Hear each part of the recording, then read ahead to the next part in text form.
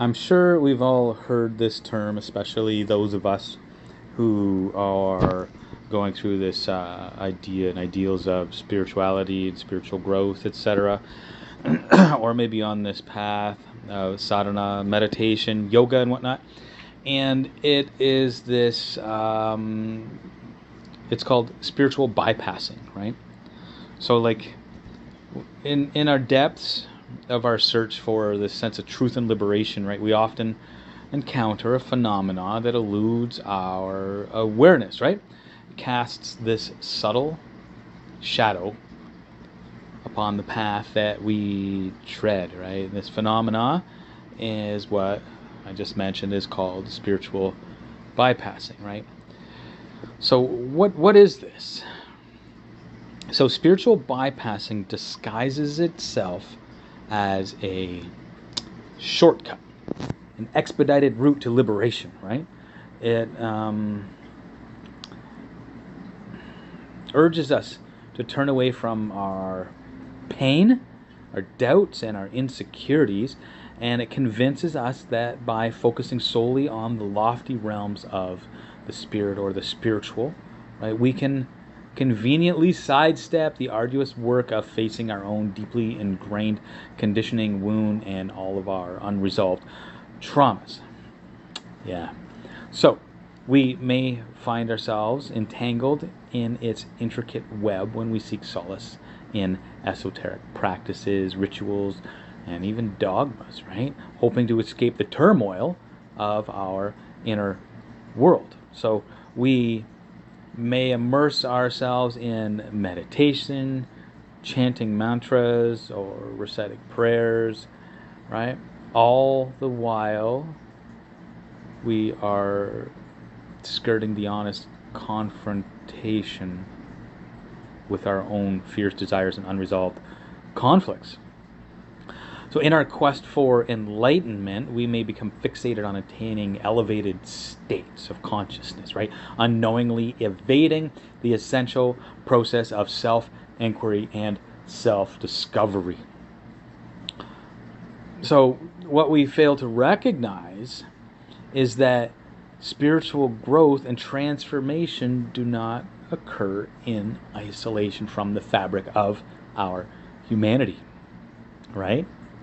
We can't transcend our suffering by just brushing it aside as if it were an inconvenient detour on our spiritual journey, right? We have to dig into it. So, true liberation really demands a profound integration of our inner and outer realities, right? A marriage of the sacred and the mundane, the transcendental and the immanent, right?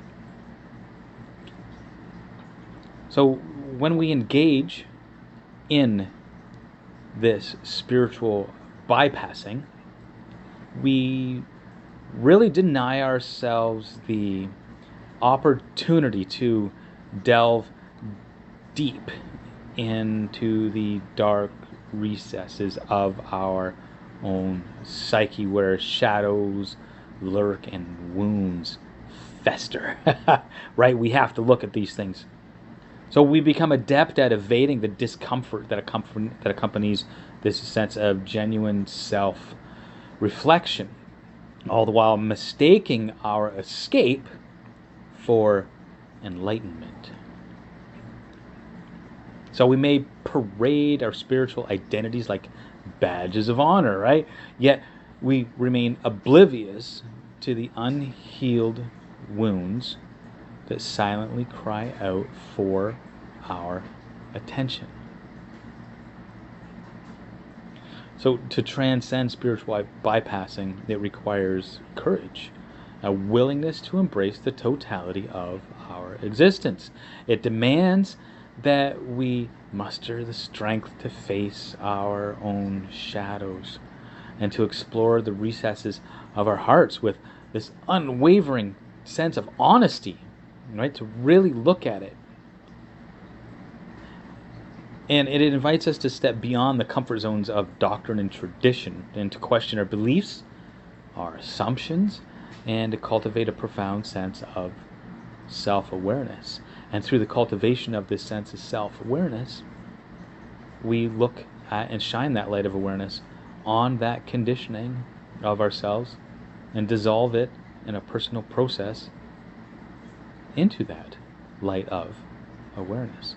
So I think we have to remember that spirituality, it's not an escape hatch from the trials and tribulations of life, but it's a journey inward, right? A journey that encompasses both the light and the darkness. It's a journey of radical self-acceptance and of embracing our imperfections and vulnerabilities with tenderness and with compassion, right?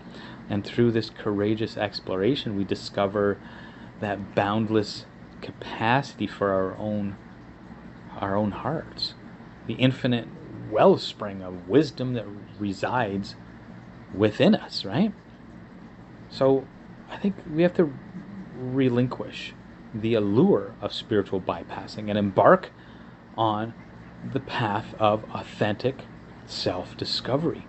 We have to cultivate the discernment to recognize the subtle ways in which we may evade the call to face our own humanity.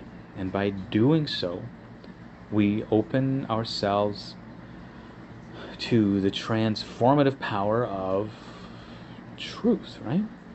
The truth that resides not in the transcendence, but in the profound embrace of our flawed yet magnificent human selves.